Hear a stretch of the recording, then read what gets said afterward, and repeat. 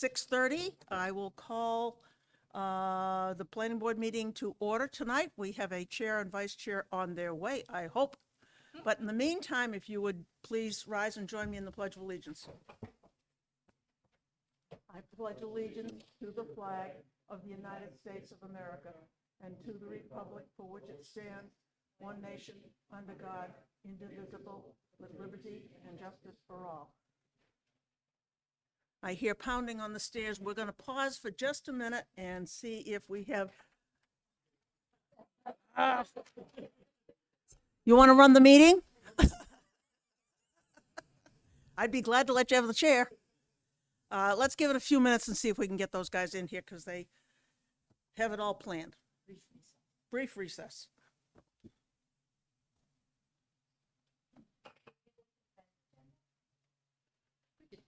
I suppose so.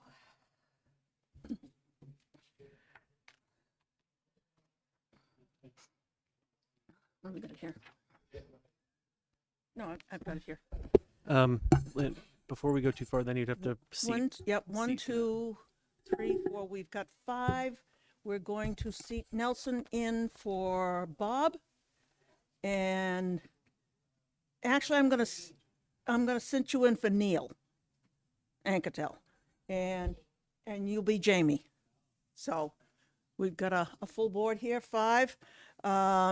Consent agenda. An extension request for the Flatley Industrial amended site plan. What's your pleasure? I move. Okay, Second. thank you.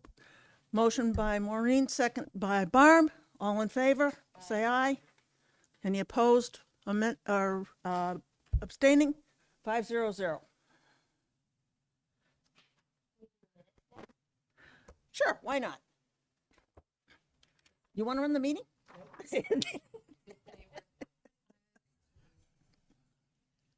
We got minutes here? All right, we'll hold on. Zoning administrators report. Do we have anything? I had nothing tonight. Nothing tonight. Okay. We're back in recess.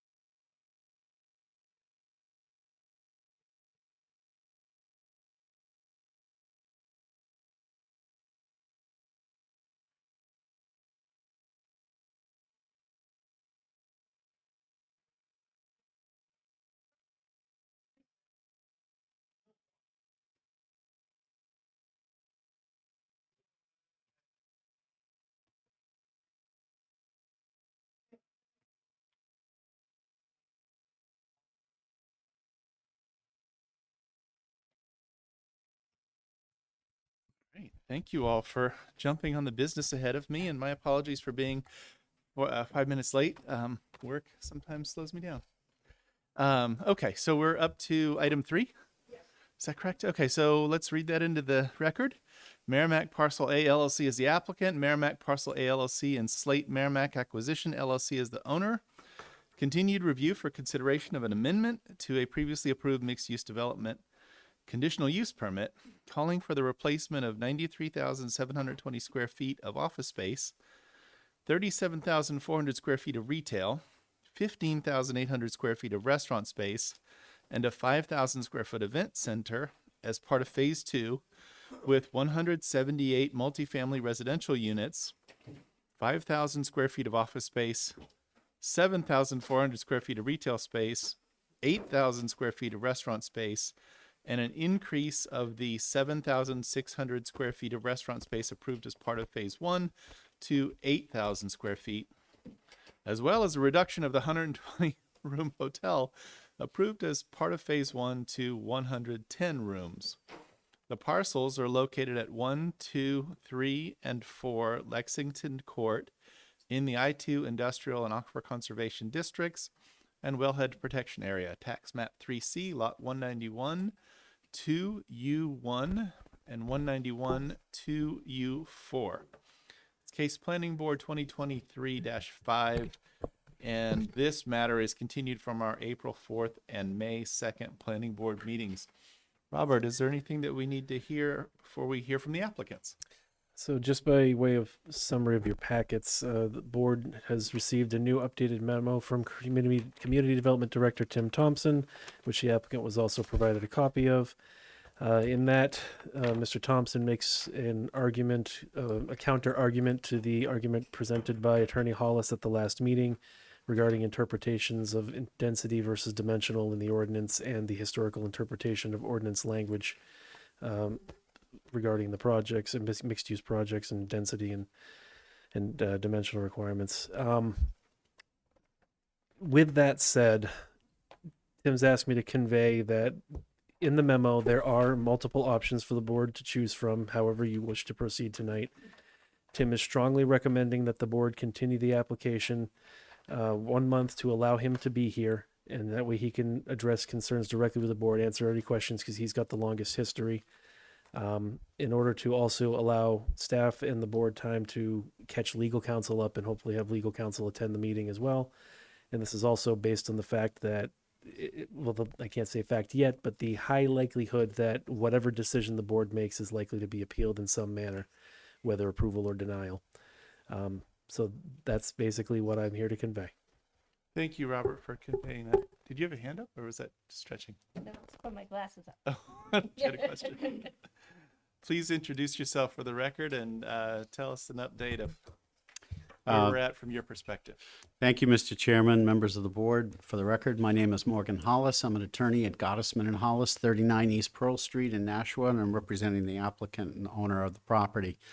And I'm not really sure where to start, but I think a good place to start is where I thought we left off, and I just, before the meeting, reviewed the tape, that is the videotape, so I could make sure my memory was the same. And my recollection was and is confirmed that we had a rather extensive discussion and debate about a lot of things, but at the end of the day, I thought that the board was reviewing the application under the CUP criteria, did a fairly thorough analysis of it. And then I, of course, had some disagreements with Tim's memo, and the board came to what I thought was about to be a concluding vote. In fact, the video reflects there was a motion made by Mr. Disco to approve. But at that point, Robert jumped in and suggested that it would be good to continue so that the staff could at least prepare conditions of approval. And there was some brief discussion after that, and motion to continue was made. And as I say, the discussion that I heard again tonight was to allow the board to make conditions of approval. So I thought that's where we might be. And the memorandum came out, and I don't really have a lot to say. There's a request to continue it. That's the board's decision. We think the board was in a position and ready to make a vote, just wanted conditions of approval. I think you have a memorandum that gave you conditions of approval. The only comment I would say is if you continue it, we don't really have anything else to offer. I don't want to spend any time arguing with Tim over the difference of how you might interpret or what the history is. I think we can agree to disagree. You guys, I thought, went through the process thoroughly regardless of my interpretation. And so I feel we're here ready for you to pick up where you left off and hopefully make a motion and have discussion and have a vote. And you now have conditions of approval. Do we want to continue it? No. I think Tim has made his case for what he differs, but as I say, I think if I listen to the hearing, and if I try to put on my independent analysis. I thought there was a good discussion about it. And the points that Tim and I disagree on, I don't think are what turned on where this board was headed. You did a good analysis of how this application does and does not fit in and whether it meets the criteria of the CUP. So, like I say, especially since Tim is a bit sensitive about he would rather be here to address the board, I don't want to talk about that memo other than to say I think we can agree to disagree on the process and some of the historical references. I don't believe that makes a difference in your deliberations, frankly, because I thought you deliberated, as Ms. Christensen said in the hearing. We have to decide, meaning the planning board, not the zoning board, on the density, and we don't disagree with that. So that's, I guess, our position, Mr. Chair. Happy to answer any questions. We have no new information. We've seen it. Thank you, Morgan, for sort of summarizing where we left off last meeting. I think that it's accurate with one addition. I think there was some members of the public who wish to weigh in, and I promised them an opportunity to do so here tonight. So I want to make sure that they get a chance to do that.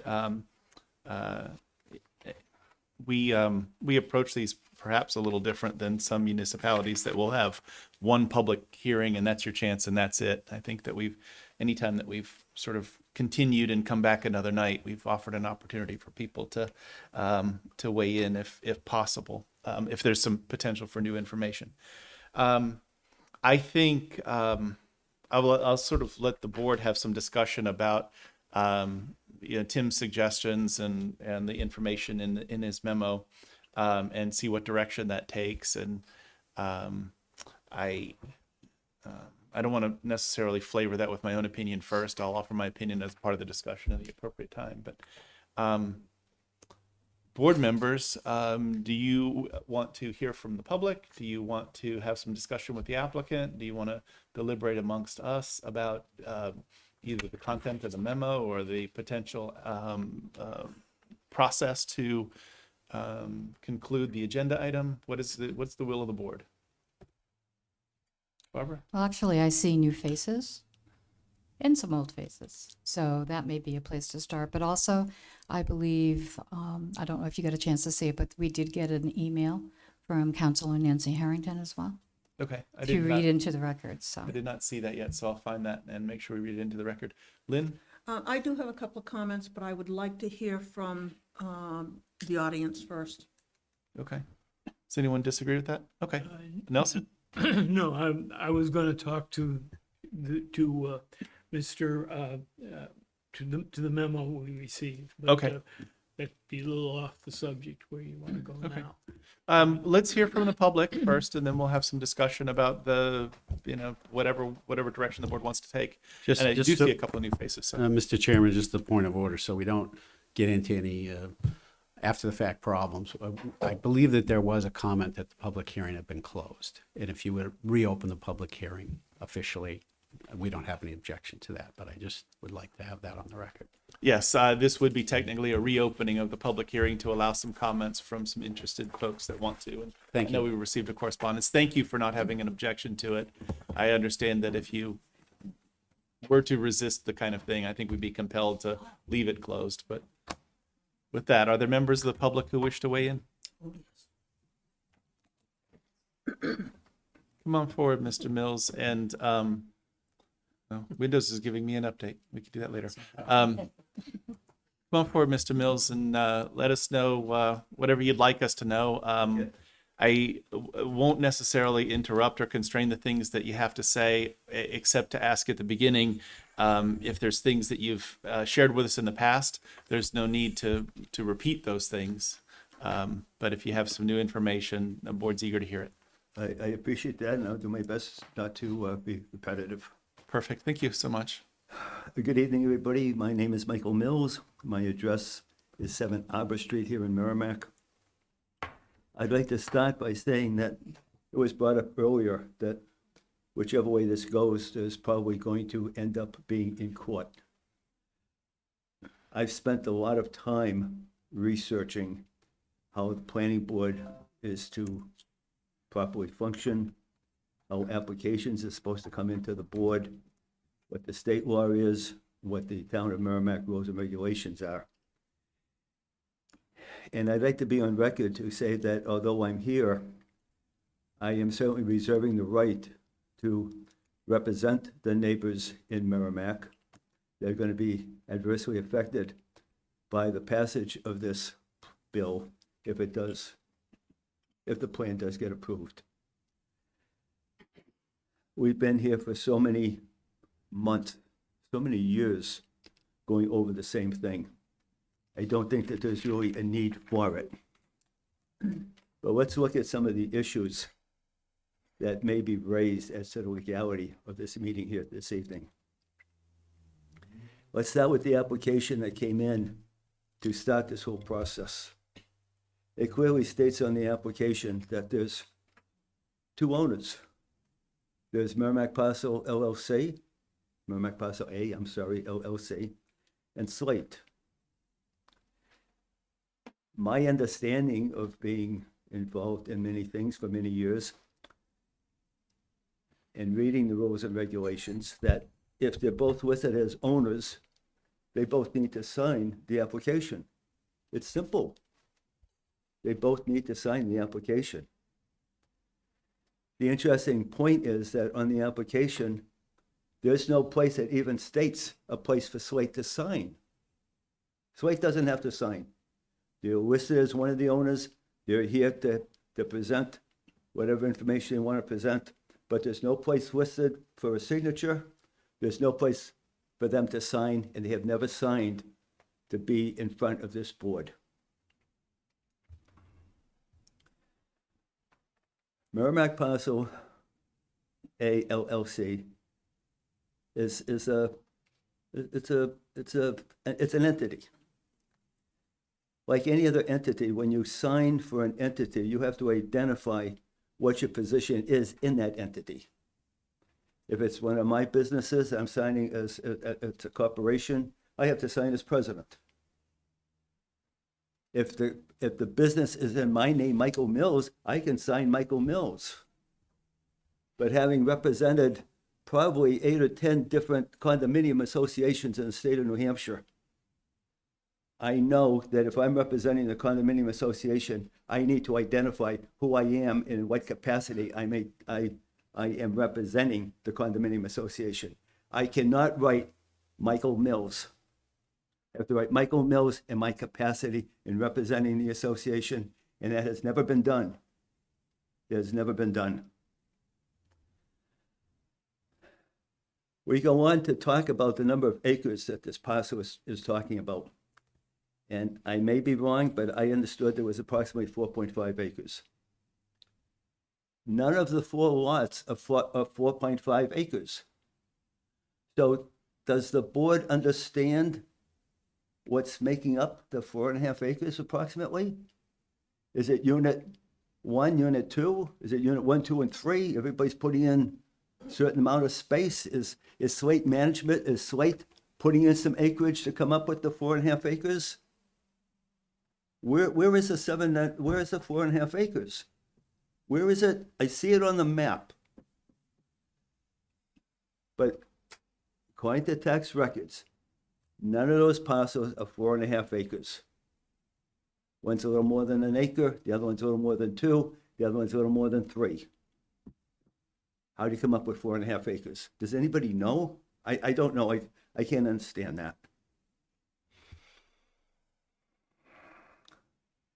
On the application, going along with that, on the application, I see on the pictures here that are presented, I see in the records of the board of on the planning board, nice little building. But again, I don't know where the 4.5 acres are coming from, and I can't distinguish that and be able to identify what units are involved. And if any of that is coming from Slate. If it is coming from Slate, then Slate needs to be here this evening in the capacity that they identified themselves as one of the owners. They're listed as one of the owners.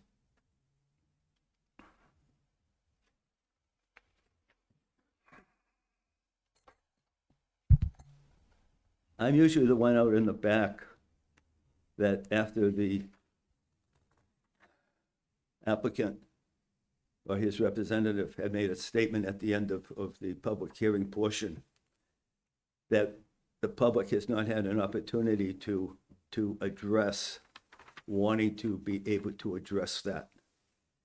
And at each meeting, the public is denied their right to speak after the developer or the applicant, after the applicant has made his final statements. We have that right, and that right is clearly defined and listed in the rules and regulations of the planning board. It's open to the public and it's open to the applicant. It does not say, once the applicant, once it closes for the public, that, and the developer, the applicant comes forward, that limits our ability to speak from that point on. That is not in the rules, and it's a violation of our right as citizens here in this town to make our feelings known.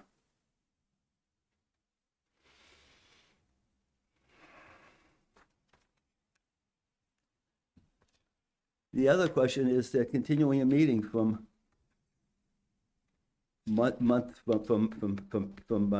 public meeting to each of the meetings.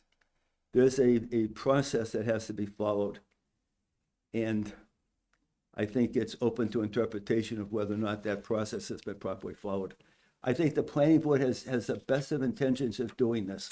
And the only reasons I'm bringing this up is that this gives us substantial grounds to fight our case and for our neighborhood. People have lived in this neighborhood 40, 50 years, and we're about to see it destroyed.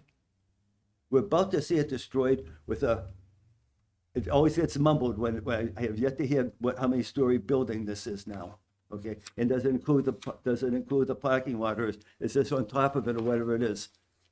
We're about to see our neighborhood destroyed. And what amazes me the most is coming to these meetings a couple of times a month and listening to each of you. And I appreciate that you have every right to voice your opinion, your concerns. But I think I've heard every single person on this planning board say, if this was before us today, we wouldn't vote for it. This is not what we thought was going to be built. This isn't what we like. I don't like this. I don't like that. It never should be here before us. This is your opportunity to say, okay, this isn't the plan that was originally presented. It isn't. They were talking about, 100 apartments, whatever, depending on how far back you go. And now we're up to how many? Several hundred?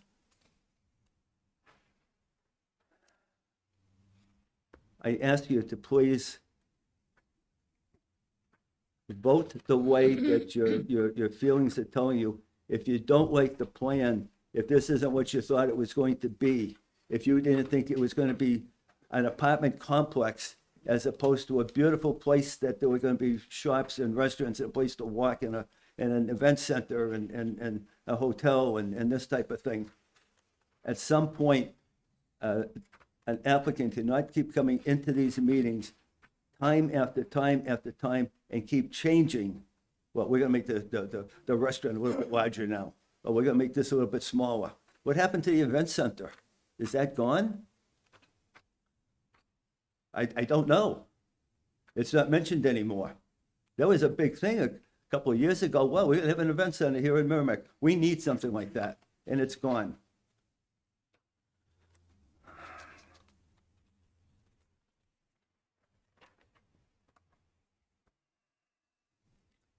I look at the plan, and I sit there in the back, but my hearing's pretty good.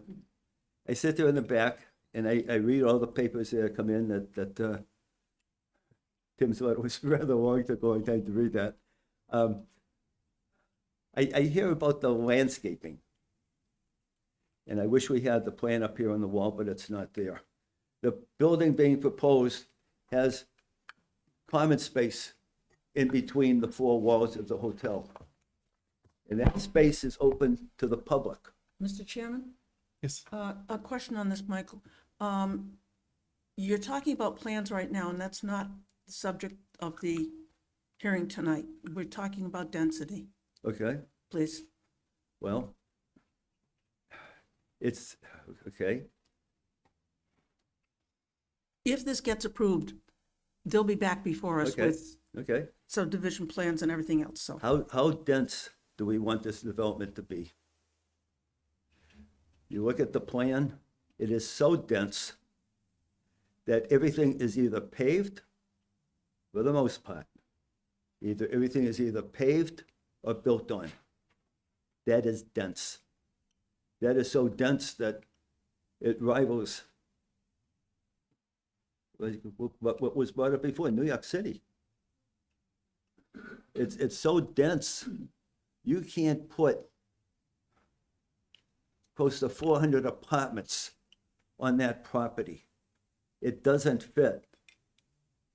The density is so outrageous that it borders on being pathetic.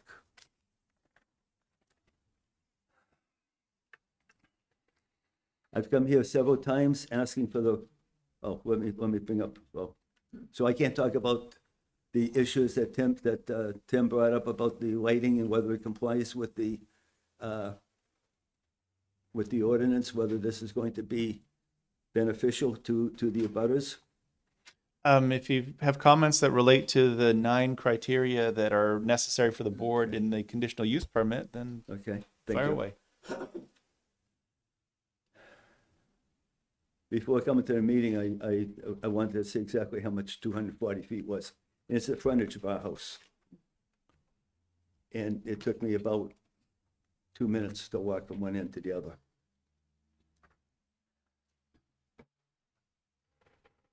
The developer said that the applicant said that this was going to have no effect, no adverse effect on the neighborhood.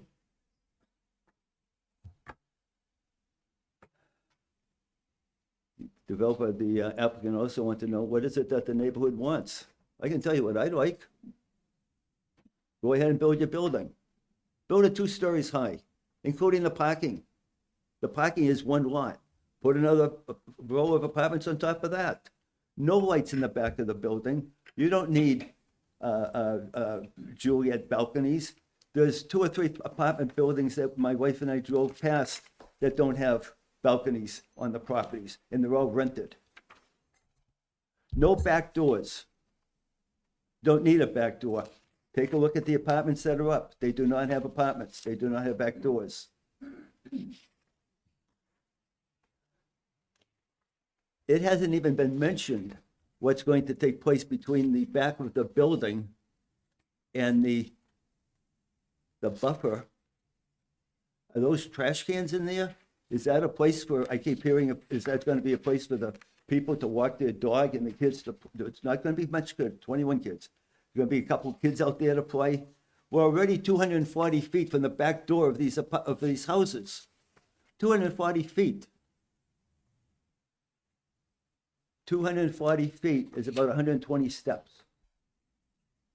Next time you're out, count 120 steps, and you'd be at the back door of one of the neighbors that are out here.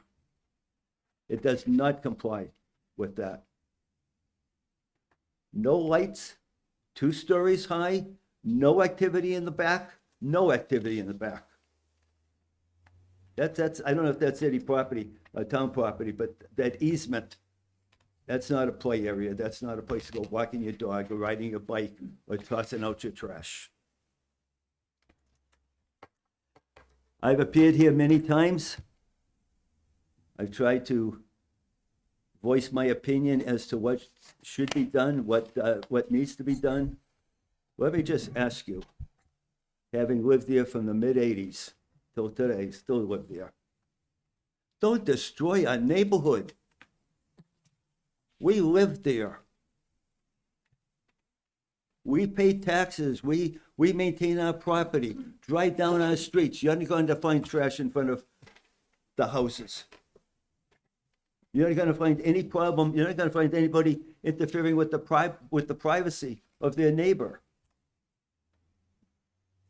Don't subject us to such a ridiculous thing, because we're ready to fight for our neighborhood, and we will win. Thank you. Thank you, Mr. Mills. Does anyone have any questions for Mr. Mills? No, thank you very much. Thank you. Does anyone else wish to speak for the board? I have Nancy's email too. I could read that while we're sorting out if who wants to be next. What's that? You want to do that first? Okay, sure. This is an email from Nancy Harrington, and although it's not dated, I think it came today. I am unable to attend the continuation meeting set for Tuesday, May 16th, but wanted to send this email to reiterate one last point before a final decision is made regarding the Merrimack Parcel A LLC mixed-use development. There have been and will continue to be several concerns expressed regarding meeting the actual mixed-use component of this proposal, as well as the great deviation from the original schematic. However, my great concern is related to the possible future dramatic consequences if you approve of the number of apartments requested at 170. I made a comment in the previous testimony that many eyes will be looking at the planning board's final decision regarding this development, and I wish to repeat that concern.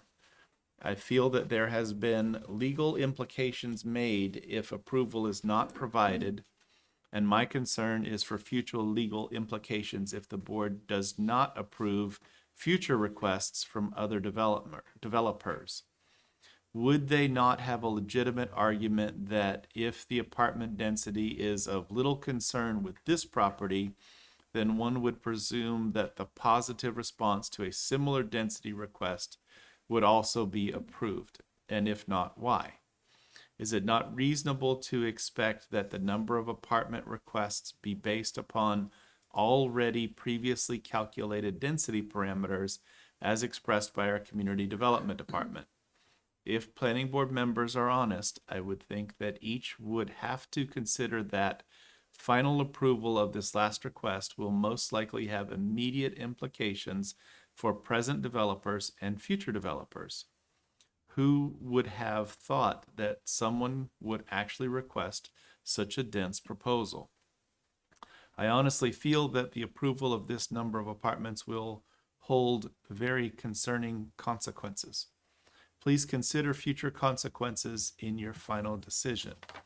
Thank you for listening to my concerns. Nancy Harrington, 11 Spruce Street in Merrimack, New Hampshire. Robert, has that email made its way to the staff for the record? Yes, it has. Okay, good.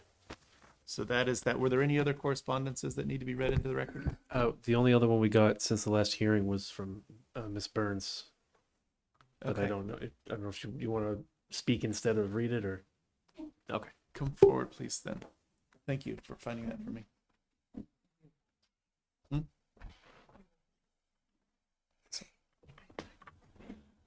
So again, my name is Beth Burns. I live at 5 Spruce Street. I know we don't want to be here for 4 hours again, so I'll try not to talk that long. I'll try not to talk till 10:30 tonight, which I'm sure we'll all be glad about. But I just, I try to keep, please be patient with me. I could talk for weeks about this. I'm trying to narrow it down as best I can. I've tried to be as respectful as I can, because I may not agree with Tom, and I have plenty of reasons not to, but he is still a human being, and I've tried to treat him like that. And I was brought up to be respectful of others and how I present myself, and I believe I've shown him that even when I've been beyond angry and furious. I appreciate that you have been respectful in this. I'd just offer the reminder that the applicant is Merrimack Parcel A LLC and Slate LLC. It still has to do with he himself. I know. I just don't want to make it unnecessarily personal in any regard. Well, as I've stated more than once, we literally do have a New York City size apartment building there now. The last thing we need, and I've shown you pictures night and day. You can walk by it. You can come to my home night and day and look at it. That house, that apartment building that's there now is on top of us, literally. And anybody else in this room on either side of the coin would have to agree if they looked at it. It's very close to us, and putting something else there that large and acting like it's justified that people are out there homeless and they're out there looking for an apartment. Well, many people, they're homeless because they can't afford the cost of a lot of these apartments. And that's a known fact. Secondly, if another apartment, I don't agree with anything going there, but if another apartment building is to go in, last meeting we spoke to, we hear 2 floors. Then later in the appointment, as I stated in a recent letter I submitted, then I hear 3 floors. 3 floors is not down that much, height-wise or width, compared to the current apartment building that's there now. And as Michael Mills stated, and I agree with, I think it is more than reasonable from where we're coming from, the density of the area, the closeness to the abutters, us being a town, not a city, and the location of this area. It is by no means too much to ask for it to be no more than a 2-floor apartment. No more than 2 floors, okay? And definitely a more narrow width. No balconies, no windows facing us, and the buffer and the emergency exit are really more town property and our private property than the new people. Anything from the emergency exit, their side of the emergency exit, with their area of the apartments is their area. Anything beyond that belongs to the abutters, and that's our area. And we will respect theirs, and they should respect ours. And so that's what I'm asking. It cannot be anything bigger than 2 floors, please. And that is more than a reasonable request with what's at stake and everything we've pointed all these years. The other concern I have is we've put the roundabout, the roundabout won't be done until after the hotel goes in. Is that because we're debating if we even have room for the hotel? If the way the hotel is positioned, are we going to have room for a roundabout there? That's something that needs to be of concern and paid attention to, because we don't want the hotel to go in. They're like, oh, well, the 120 room hotel is in, but now we don't have room for the roundabout. Well, we're just going to have to and people get frustrated and turn the emergency exit into a public road area. We have to do what we can to make it very clear that the emergency exit is strictly that. The buffer belongs to us. That part of the emergency exit through the buffer belongs to us. Nothing is to be touched on it. They stay on their side. And until we have to really pay attention to this roundabout issue in the hotel, because I think from all of us, we don't want to keep going back and forth forever about it on either side. So I think we have to really be reasonable and pay attention to what we're going to do about the roundabout. And the approval of it, the location of it, how it affects the hotel, how it coincides with the emergency exit. I'm just trying to make this as fair and respectful as I can on both sides, but I can't do that, like I said in the last meeting, if we're half Democrats, half Republicans, and we just can't seem to find a happy medium together. The happy medium Mike Mills and I are asking for is very slim if you look at our situation. And as I've stated before, situations were reversed. I value my home. I'm not trying to sound like a charity case, but I've had to work twice as hard for my home over the years to keep it. I've had to work twice as hard. And the last thing I deserve is to lose all that and all that to go to shame because of destruction behind me, when there's a way we can work on preventing that together by what we approve and what we don't approve. Please. Beth, can I ask you a question? Yes. I just didn't understand part of your testimony. I just wanted to clarify. When you were talking about the buffer belongs to us or them, Meaning I don't think it should be touched. It was in the agreement years ago that it's supposed to remain as is without any trees being taken down. I don't care if there's weeds there, let them, they'll grow. Okay, I didn't understand because the buffer is on their property, right? Well, it's supposed to, that's all we have. That's the only separation we have if you think about it. Yeah, and I understand its function as a buffer to separate and all those kinds of things. I was just confused when you said it belongs to us. But it was supposed to not be touched, and I want to make sure we both understand the definition of not be touched. Okay. I think we'll have a debate about that here as the board will sort of deliberate with it. Well, the board will deliberate about, whatever it wants to hear or understand from the applicant for a requirement. but I just didn't understand the part where you said the buffer belongs to us. So that's the only question that I had. That's for you. all we have, meaning. Yep. So I don't, Beth, I think what you're saying is the abutters don't want the buffer touched. right, Technically, it belongs to the applicant. The space is theirs, but you don't want it touched. no. I got you. That's And That's I- it. That's my only what we're question. trying to And if clarify. you look at what's back there and what still we is understand. proposed to be built, that is more than reasonable to ask for, that be Beth, we were left just trying alone. to understand your comment that it belongs. I'm to you. sorry, That's all right. I'm just, to me, that's not too much to ask for, that be left as is. Okay. That's what I'm asking in reference to that. If that makes any more sense. I'm sorry if it doesn't. It's just, No, it I'm does. trying It to, does. I understand now what you meant. okay, Awesome. Thank you. thank you. Does anyone else wish to weigh in? I'm glad you're able to be here tonight. So we had a letter last time and Yes, get you a chance to speak in person. I'm Barb Asketh at 1 Spruce Street. And I did watch some of the recording from last time. So in my letter, I had mentioned the whole thing about balconies, and I understand that there will not be oops, I'm not in the mic, but understand that from the presentation that there will not be balconies on the side facing us, and I do appreciate that. I don't know if that changed. I didn't have time to listen to the whole meeting, but I did see the presentation, so I do appreciate that.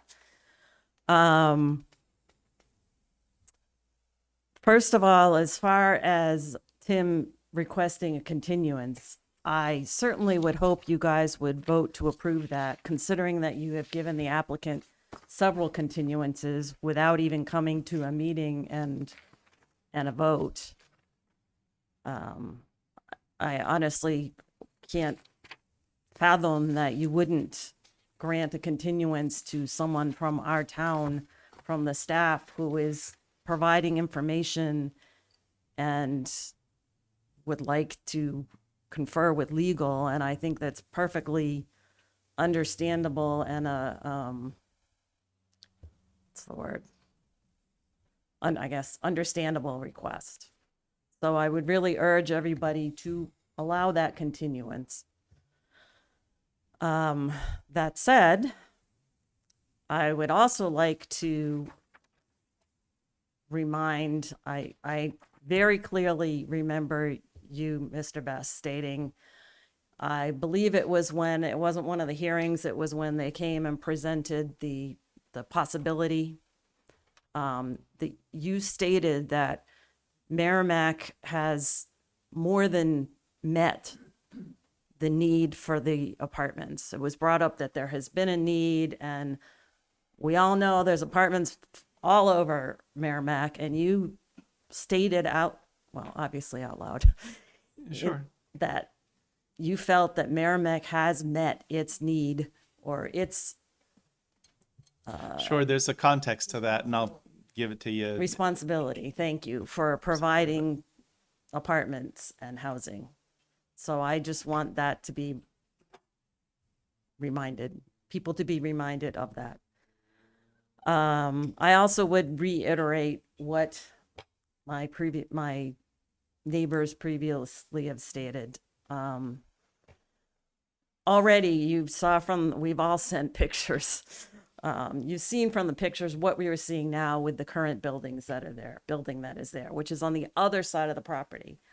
I can't even begin to imagine having a new building literally, well, not literally, but almost in my backyard. I mean, as I stated in my letter last time, it's going to be like this giant wall.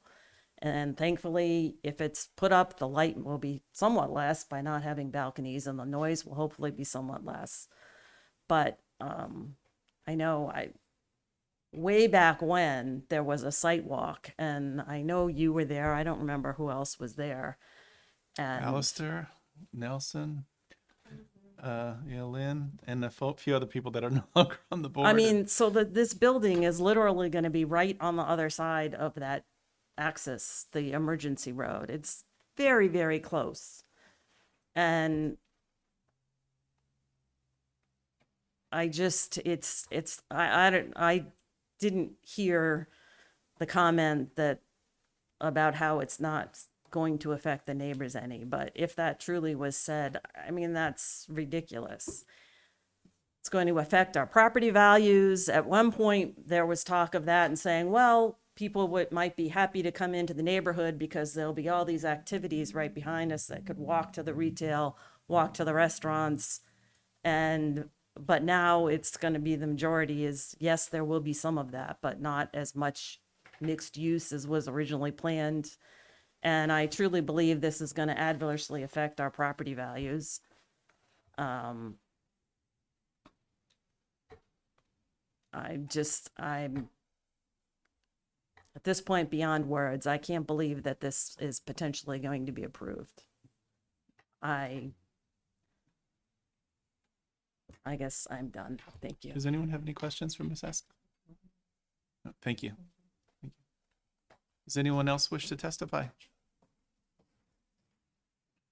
Okay, we don't have any other written correspondences, so we'll reclose for the second time or third time, fourth time, public hearing.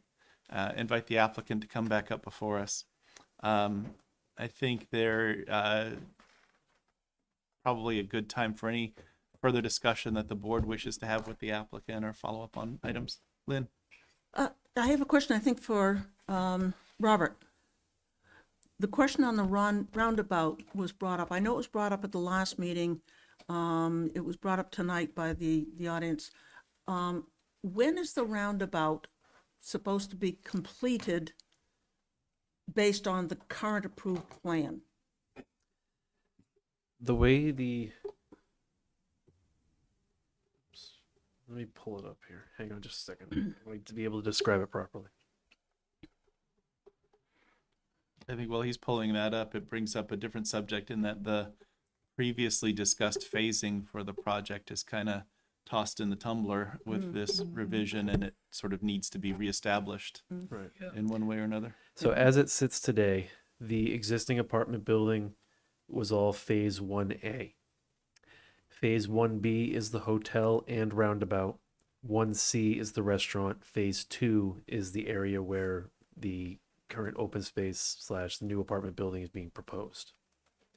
So as of right now, the hotel and roundabout would be next in line. Does the roundabout have to be completed? Is there a chance that they could complete the hotel and not do the roundabout? No, the hotel would not receive a certificate of occupancy without the roundabout being done. Okay, thank you. Okay. Further comments or questions by members of the board? Nelson, did you have some earlier? Well, nothing to do with that directly. I think, as the chairman said, with regard to the sequencing of things, we may want to revisit that when, depending what We get decisions to we some make tonight. site plans or something like that. Yeah. Robert, even though the hotel was a part of, did they do the site plan for the hotel?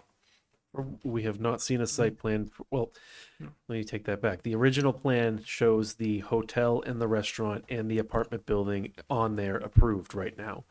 As The- part of a CUP, but not necessarily a site plan? The site plan is approved Okay. for those three. The difficulty with the hotel and restaurant, what's stalled that development is the fact that they are intertwined with this mixed use CUP, and part of them are being amended. So I assume that's why they haven't broken ground yet, because the applicant wants to make sure that their plans are finalized. Well, and the hotel has also gotten smaller and And moved.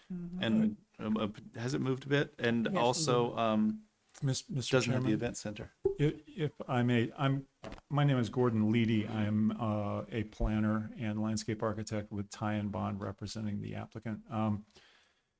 The hotel, as proposed in this amended CUP, is in exactly the same location as it was in the approved site plan.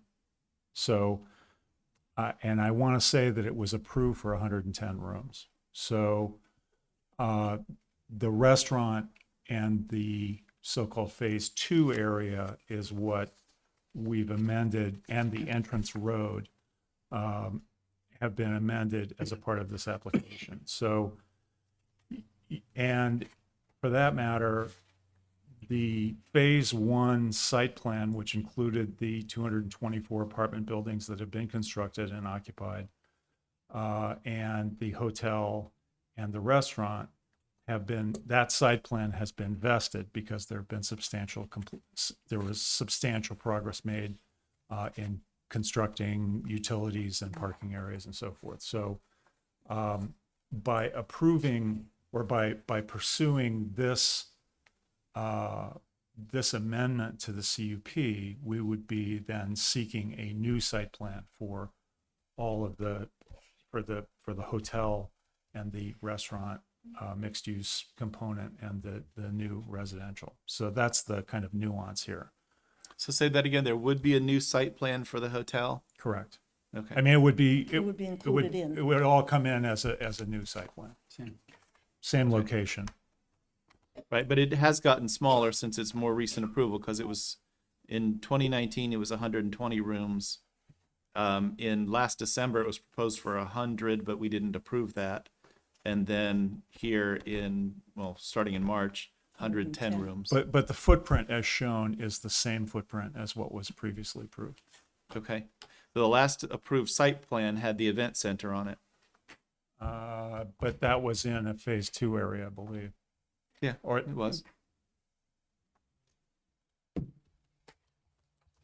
But obviously adjacent to the hotel and would affect your site plan for it. Anyway. I mean, the operative approved site plan is for the 224 apartments that have been constructed, the hotel in the same configuration as what's shown on our revised plan, and a 7,500 square foot restaurant. And then there was a phase 2 area that was all of the rest of it.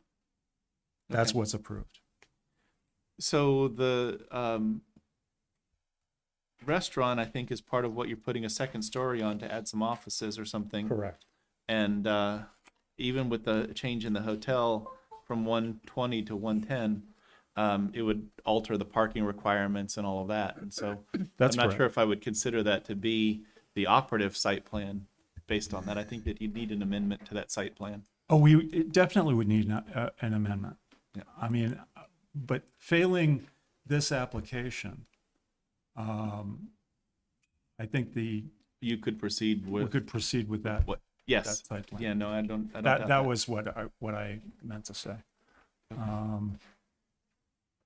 And just in case you're interested, I do have copies of those plans.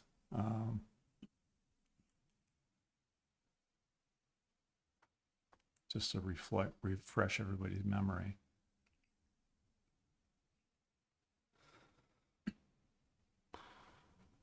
Okay, so this is the approved site plan. And the hotel has not changed from this plan in our current application. The footprint wise, number of rooms might have changed. So the event center was supposed to be adjacent to the hotel. How did it end up being part of phase 2 and not part of this site plan? Well, I mean, I don't know what to tell you. This is the approved CUP plan. So When did the event center go away? After the second iteration, that was it might have been right there, actually. It was right there, 2019. So this plan, this is the approved CUP, okay? And, And there's no event center. well, there is an event center. It's at the end of this building, Which building? the hotel. Oh, okay. You can't see that cursor. So, Okay. I saw it for a second when it flashed across the picture, but the cursor. Laser pointer. Here we go. This little appendage here is Okay. the event center, because if you go to the site plan, correct. And you see it's missing here. It's not here either. So this is But the it still approved could site be plan. added to that. I mean, it's not part of the proposal, but what they had submitted for a site plan at the time was based on a CUP that had it, and they didn't do anything inconsistent with it continuing. Okay. Okay. Although now they're asking to not have it anymore as in the CUP. Other questions or discussion items? I understand your view with respect to the memo and, not wanting to speak to it without Tim being here. Let me turn to the board and just sort of open up our dialogue about how the board would like to proceed with any of this. Nelson, you go Okay. first. Okay, okay. One the toss. I would recommend that we take the advice of our professional planner and department head, and he raised some interesting questions that I think we should have some legal advice on this. I think we're getting into some legal issues, and I think if he's the one who's going to defend us later, he, the attorney, should be part of it. And therefore, I would recommend that this board postpone this. I know it's a long time, but I think that there's some issues raised that I think are significant and long-lasting for the town, and as well as for this site. And so I would recommend that we table this and postpone it as Tim has suggested to us. That'd be my Does anyone else? statement for the night. Thoughts, comments? Barbara? I was going to say the exact same thing, Nelson, that based on some of the material that was in our packet that I had not seen before, because I've only been on the board for 2 years, I definitely need to be able to pose some questions to legal. So not only do I want the extension, but I also want a non-public with legal as well, so that we can understand some of the ramifications there and answer the questions that have been posed both from a historical perspective and a future perspective. So that is where I am tonight. Anyone else want to weigh in? Lynn? Number of my comments are related to site approval, not tonight's discussion. But I think they're valid. I don't really have a problem with the density, or at least I didn't have a problem with the density until I saw where you were going to put the additional density. And I know that's a site plan issue. 4 stories, 2 stories. Instead of having a U-shaped building, make it longer and shorter so you can pull it back from the, those are the kinds of things that I'm thinking about and looking at. I've driven past it, I've looked at the lighting. There's lighting, and this is, when you look at some of the pictures that have been sent to us at night, the lighting that you're seeing, lights up on that parapet, those are not on the lighting plan that is approved. So that's something that would come up, I know, in discussion. But with some of the other issues that were brought up, I think, and the fact that if we vote to approve this, the abutters are going to take us to court. If we vote to deny it, the applicants are going to take us to court. I think that's a given.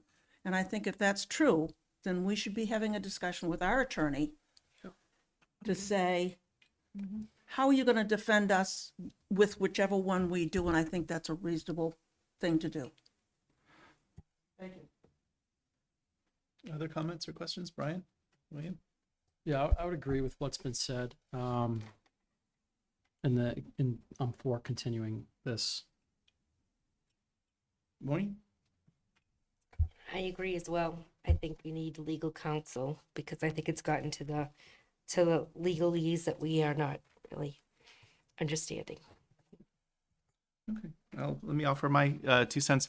I don't necessarily disagree with the idea of continuing the thing to have whatever advice the board wants to receive from staff or otherwise. I think in terms of, who's appealing what, whatever, I think boards need to set that kind of thing aside. It's always a possibility for what we do. You make the best decision you make, and if an appeal to a court or someplace else says we got it wrong, then we do it differently the next time. There's no offense in that, and we're not really defending us. We're not a party to it. It's the applicants and whoever appeals them, or the applicants appealing a decision.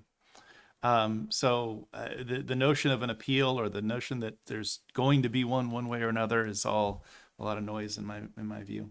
make the best decision we can based on what's in front of us. And if it turns out that we did something incorrectly, so what? A court will tell us that and you do it differently. That's what the system's built to do. I am troubled by a part of this. I think that the staff is, or the memo reflects an approach by staff which is out of the ordinary. That the staff has sort of positioned itself as an advocate or even almost a party to this, and that's not what I've grown accustomed to from the staff, and not what I think is what we ought to have. I think the staff's role is to be a neutral evaluator of comparison regulations. And I hear things like, the staff wanting to make an argument or present its case, and the staff is not a party to this. And that is not the usual approach that the community development department, it's not the role that they're usually in with applicants, where they, again, offer a neutral evaluation of an application, and then the board does what the board does. There is not, and there should not be, a test for an applicant where they've got to satisfy the staff and the board and other boards and that sort of thing. The staff is supportive and advisory to us, and we've lost that here, and I don't like that. I don't know how to put the genie back in the bottle and get back where that ought to be. You're not going to. But I think that actually doesn't serve the board very well. I think that we are best served when we have a staff that's providing information for us to consider. Not opinion. Well, we do ask them for a recommendation, and I don't necessarily want to take that away from them either. But anyway, we're well beyond that, and it troubles me. But I think there's nothing wrong with that process playing out as it has in terms of how it affects whatever decision that we ultimately would make. I just wish that we weren't there. That's not what I was expecting.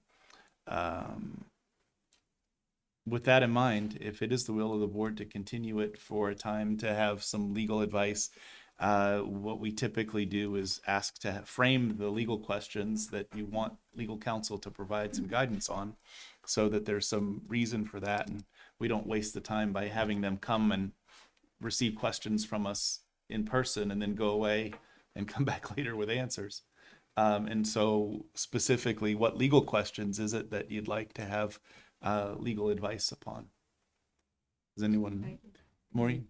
I just wanted to say that I kind of disagree with your thoughts in as far as the applicant having an attorney here who is presenting under legal information to us. So right now, really what we're looking at is legal density, like what is the density? And that's why I feel like the board has been kind of pretty clear saying that this isn't what we first thought it was going to be. It has drastically changed since.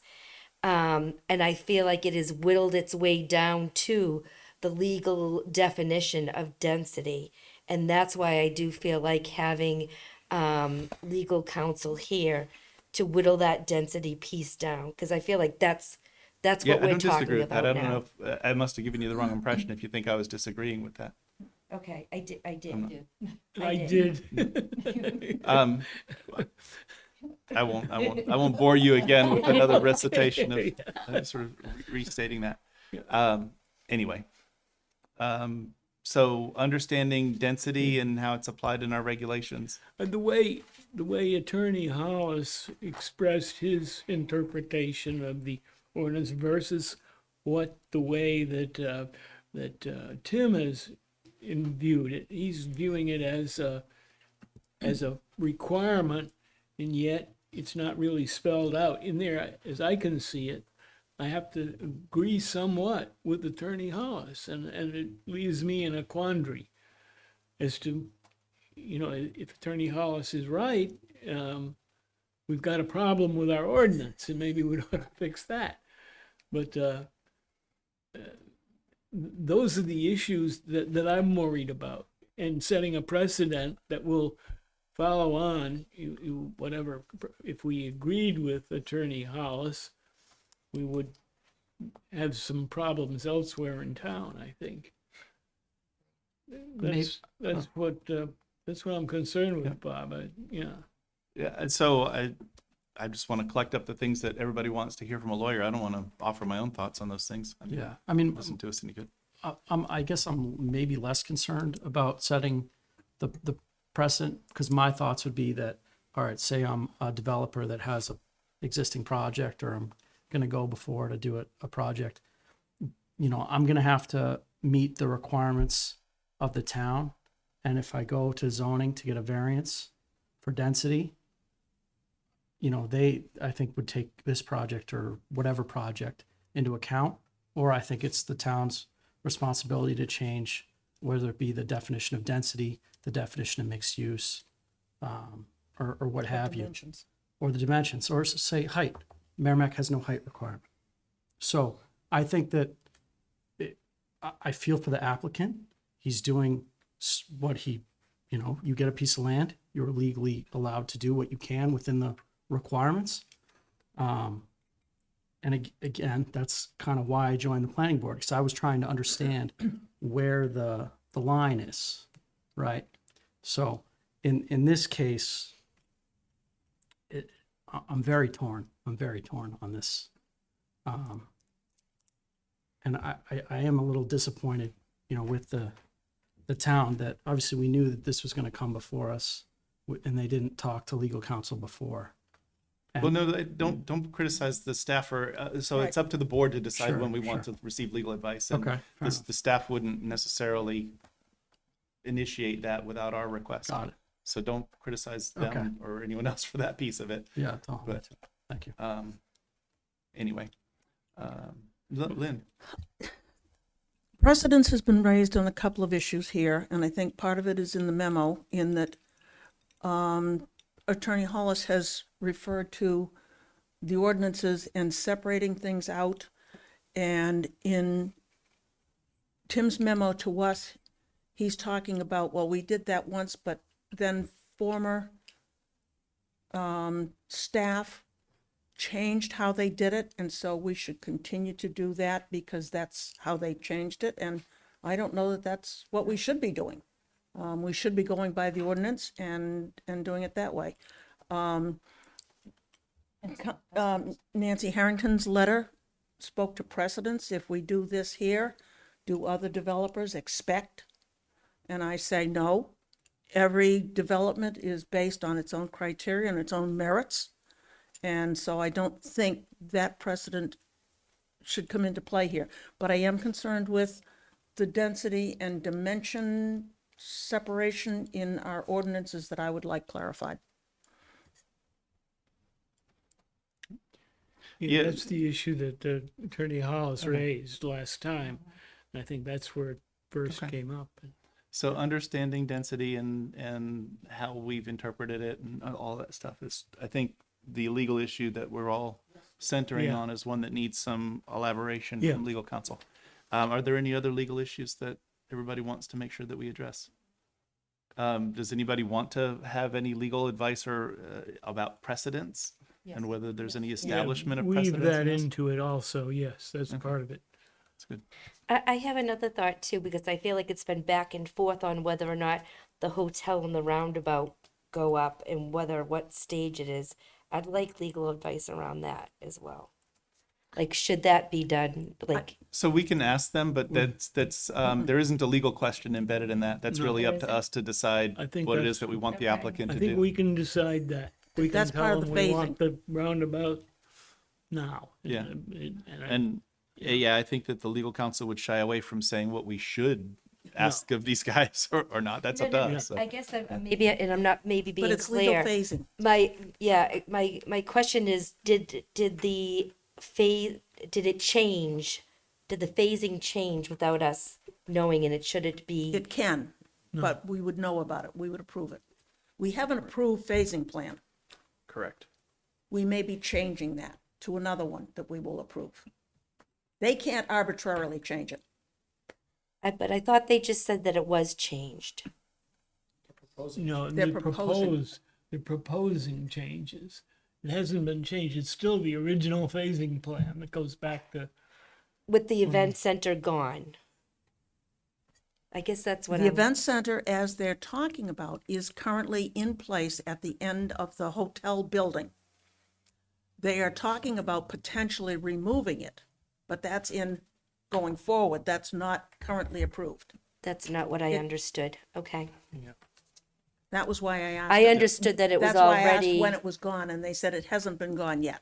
Okay. But setting aside the event center, the roundabout is attached to the construction of the hotel in that phase, and the hotel would not be able to get a certificate of occupancy without the roundabout as things stand now, unless they propose and we approve something different than that. Okay. And I don't know whether it makes sense to. They haven't asked us to yet. Okay. Uh, I wasn't understanding it that way. I was understanding that it had already been gone and that it had changed already, and that it was that the roundabout and the hotel was in a different phase now. So that was my understanding. So my error. I apologize. I understood the same thing, which is why I asked the question earlier, is when did it go away? And it hasn't gone away yet. Right. Okay. Other comments or ideas that you'd want to have some legal advice on? So anyway, to take one more stab at what I was offering before, as I said before, I don't object to this course of action and process. My only objection was that I think that the staff is not as neutral as I wanted them to be in the approach. If I could, that's as concise as I could make that. And that's all I meant to say before when I was commenting on that. Okay. So we have, Robert, you've got sufficient idea of what it is that we want to have legal counsel provide us guidance on. Do you have any indication from them? Do they have availability before our next Tuesday night meeting to do that? As for a non-meeting, I don't have any dates or anything like yet. We haven't asked them. Okay. It's obviously challenging to select a date to continue these guys if we don't know when we can have that legal advice. Let's at least target. You guys want to come back at our next meeting or the one after that, or? Well, I think that's part of it. I We would don't say want to June keep 20th. coming back.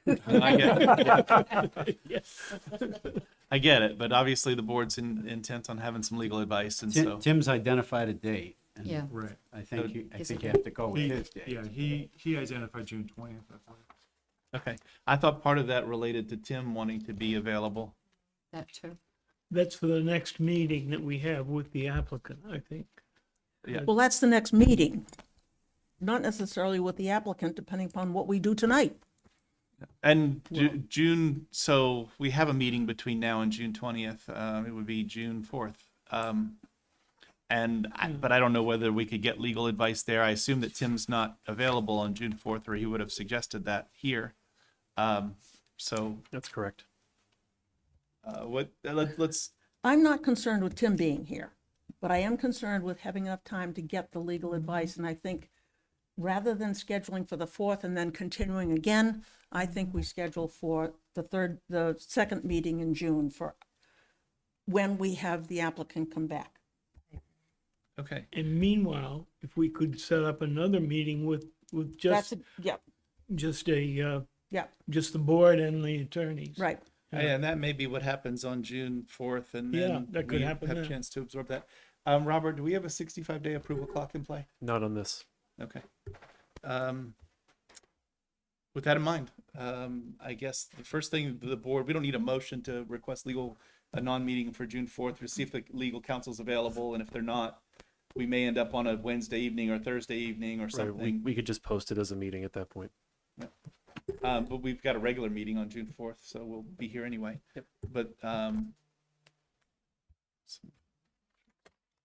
our only motion, I think, that we would need to deal with is continuing the review with the applicant for June 20th. June 20th, right. Is that? I something I the will motion? make that motion with no further notice to abutters. Is there a second? Motion and a second. Further discussion? Well, all set. All right. All in favor, say aye. Aye. I'm regrettably voting aye.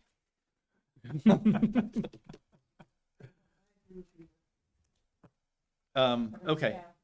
That is 600 to see you June 20th, so give us a chance to receive some legal advice. Good night and thank you. Thank you. Let's see, I've got an agenda here. Planning and zoning administrators report. And all right, excellent. Approval of the minutes of May 2nd. What's that? Minutes of May 2nd. What's the will of the board? I have a couple of issues I'd like to. And Nelson seconds with some changes. With some changes. Right. Okay. Fire away. All right. Page 3. Line, let me see, line 7. There's a sentence that starts way up there above that somewhere. The staff memo refers back to the residential density requirements, which should not apply. He also argued that staff is encompassing density under dimensional requirements, and they are separate and distinct, and should be considered the same. And I think it should not be considered the same. Correct. Correct. So the word "not" needs to be inserted there. Then if we continue on to Noting that that's just the applicant's argument, obviously, and not a finding of ours, but go ahead. yeah, but it just makes it clear. And then we go on here, page 5. We go to line 39. This is a good one. Brian Dano expressed he believes it comes down to how people choose to live. Some people are happy living in a crowded city like New York, while others like to love in the middle of nowhere in Montana. I don't think that's what he said. Well, you choose what you want to do in the middle of nowhere. Love to live, like to live, whatever it was. But Okay. yeah, it's correct that to like to live. And then on line 48 on the same page, she added that there is it says new for more apartments. I think a need is the word that was missing there. And so those are my nits. Excellent. Thank you for Okay. that. Is there any other changes to the minutes? So the motion seconded is to approve with the changes Nelson offered. All in favor, say aye. Aye. Any opposed? Any abstaining? 6-0-0 for that.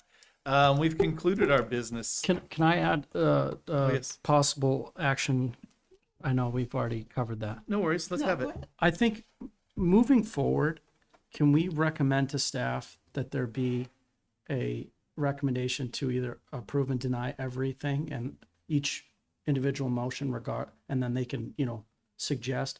I would hate for, any of our decisions to go to court and them to say, look, clearly they're biased. It wasn't even an option.